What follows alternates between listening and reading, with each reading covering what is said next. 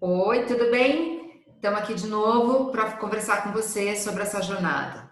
Então, falando um pouquinho do Enneagrama e voltando um pouco nas etapas que a gente apresentou no último vídeo, lembrando, nós não somos uma personalidade, mas sim nós temos uma personalidade. E a personalidade é o que nós desenvolvemos para nos proteger, mas por trás dela existe a nossa essência, que nos mostra a profundidade de quem nós somos. Isso significa que, ao escolhermos trilhar o caminho do autoconhecimento, nos permitimos entender que temos o poder de escolha, de evoluir, porque nós não somos escravos ou condicionados para sempre. Sabe aquela frase que a gente escuta, Gabriela, eu não nasci Gabriela, eu nasci assim, eu cresci assim, eu vou ser sempre assim? Então, eu não nasci Gabriela.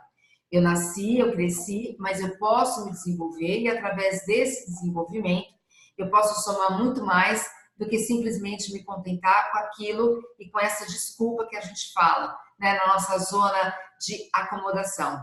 Então, podemos ser diamantes brutos, né, hoje, mas podemos lapidar e sermos diamantes completamente brilhantes dentro de uma loja, dentro de uma vitrine e para nós mesmos, o que é mais importante. Olha, eu sou o tipo 7. Essa é a minha personalidade predominante. Também comportamentos e sentimentos dos outros tipos. E a partir dessa percepção, eu crio caminhos de desenvolvimento. Finalizando, não existe um tipo melhor do que o outro. Todos têm talentos e pontos de desenvolvimento. Ninguém é melhor ou pior do que o outro. E muito cuidado. Às vezes, quando você está fazendo esse trabalho, você está procurando descobrir o seu tipo, você pode ter uma tendência de ir para aquele tipo que é mais bonito, aquele que, né, te agrada mais. Não, pelo contrário. Você tem que voltar lá para os seus 18, 20 e poucos anos e aquilo que mais te incomodou, continue nesse caminho, porque provavelmente esse será seu tipo. Os eneatipos, eles são apresentados em tríades, que elas estão divididas de acordo com o centro de inteligência que elas pertencem. Então, a gente tem o centro de inteligência instintiva, onde nós encontramos os tipos 8, 9 e 1, o centro emocional, onde estão os tipos 2, 3 e 4, e o mental, onde estão os tipos 5, 6 e 7. E aí você pergunta, e daí o que eu faço com isso? Nós vamos falar isso com você um pouquinho agora. O centro instintivo é onde ele tem a energia que é realizada para ação. Ela é focada na ação e para realização, no aqui e no agora. Então, são aqueles tipos que têm mais impulsividade, que têm um estilo mais dinâmico, de fazer acontecer. Quando eu falo do 8, que está dentro desse centro instintivo, eu falo que o 8 ele tem um domínio e um controle. Então, essa energia ela está muito focada para dominar e para controlar. Não só o domínio e controle, no sentido de poder e dizer para os outros como se ele fosse o autoritário dentro do processo, mas é um domínio e controle porque ele entende e acredita que aquilo que ele pensa, que aquilo que ele faz é o melhor para ele e para todo mundo. E como ele tem essa preocupação de proteger e de cuidar do outro, então ele quer ter o controle para que tudo esteja perto, para tudo que esteja próximo, para que ele possa desenvolver isso de uma melhor maneira.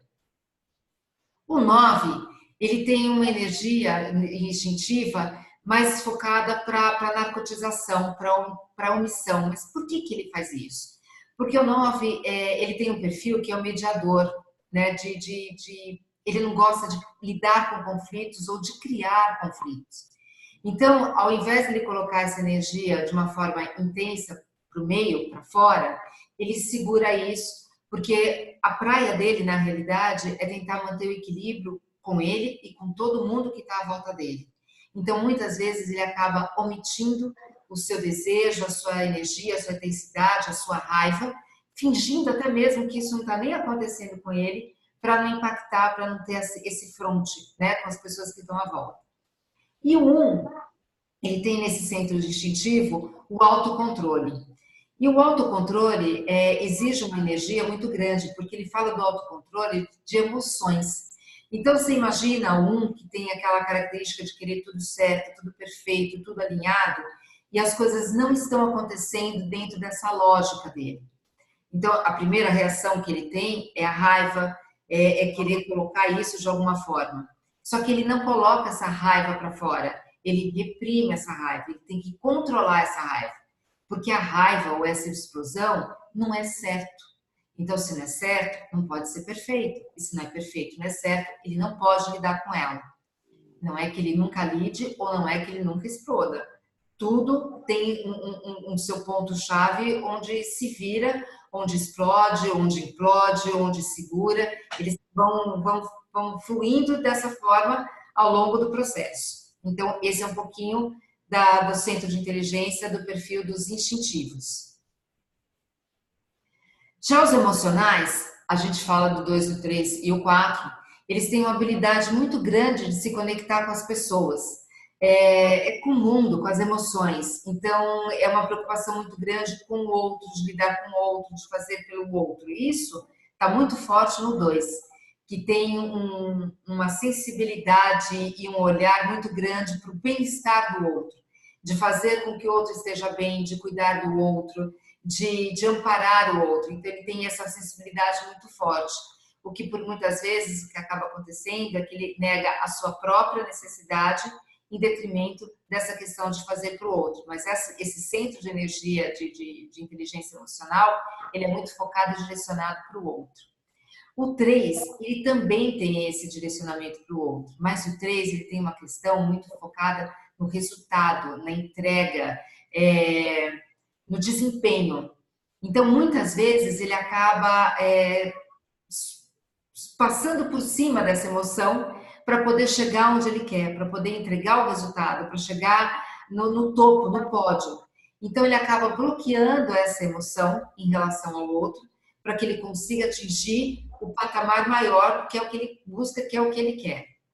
E o 4, ele tem essa sensibilidade muito voltada para si mesmo.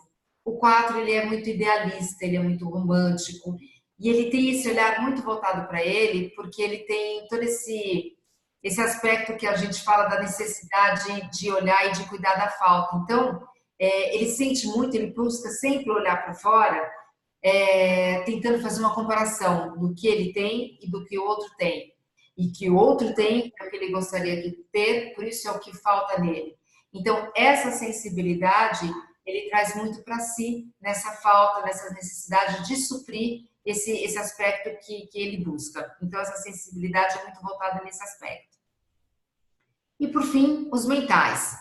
Os mentais são aqueles que têm uma mente muito criativa, que estão focados na parte de planejamento, com insights, com uma análise completa da realidade. Então, eles têm muitas ideias, produzem muito, fazem muito, mas como cada um tipo trabalha. Isso que é interessante para vocês perceberem que, apesar da gente colocar um padrãozinho, como a Gisele falou lá atrás, o subtipo, ele traz uma semelhança entre N tipos, como traz uma diferença entre os próprios tipos.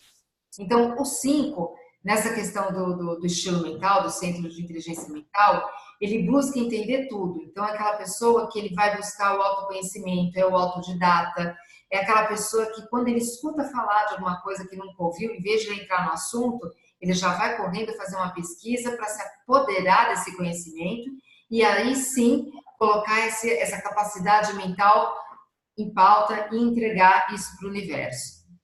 O 6, ele tem uma questão que, como ele tem um aspecto de cuidado, de medo, de precaução de tudo que pode dar certo ou dar errado, então ele acaba bloqueando um pouco esse processo de criatividade, de insights, porque ele está sempre com aquele receio de ou não é? Será? Ai, mas será mesmo? E se não der? E se não for? E fica com essa angústia o tempo inteiro. Então, o que ele faz? Ele acaba bloqueando até mesmo essa própria capacidade de criatividade, de planejar, de fazer, porque ele fica muito no bastidor do processo, né? Ele não é do palco, ele é do bastidor.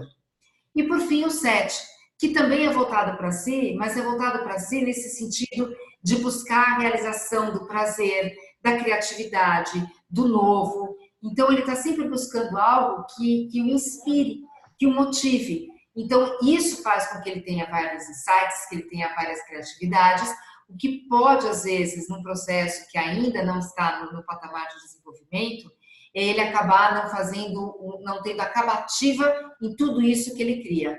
Então, mas ele volta para si. Então, o pensar, o criar, já é o que está dando prazer para ele. Só dele estar naquele processo, ele já está brilhando nesse patamar todo. Tá vendo como é lindo a gente entender de tudo isso? Como é importante quando você realmente se descobre, quando você entra nesse mapa, quando você se propõe a percorrer essa trilha, sabe qual que é o maior ganho? Além de você se autoconhecer, você começa a enxergar o outro com compaixão, porque você entende que aquilo que você pensava que fosse um defeito é uma característica da pessoa. Então você passa a ter um olhar mais humano para o outro, para si e para o outro. Então, essa é a beleza do Eneagrama. E o que esse caminho nos propõe também? O equilíbrio. Nós não temos os 3 instintos? Um não está rejeitado, um não está dominado e um não está normal? O certo é colocar os 3 no mesmo nível. Nós não temos os 3 centros de inteligência? Não é uma que privilegia a gente, que é uma que ela é mais dominante? O ideal é equilibrar essas 3 para que possamos ter uma vida saudável e feliz. Essa é a nossa proposta, esse é o nosso convite para que você venha conosco para essa linda viagem, para trilhar esse lindo mapa do conhecimento. Se gostou, curte, compartilhe. Sabe aquela pessoa que você ama? Marque ela lá. Fala, olha, vem comigo nessa viagem. Eu tenho certeza que todos vocês vão amar. Beijo e até a próxima. Beijo, até!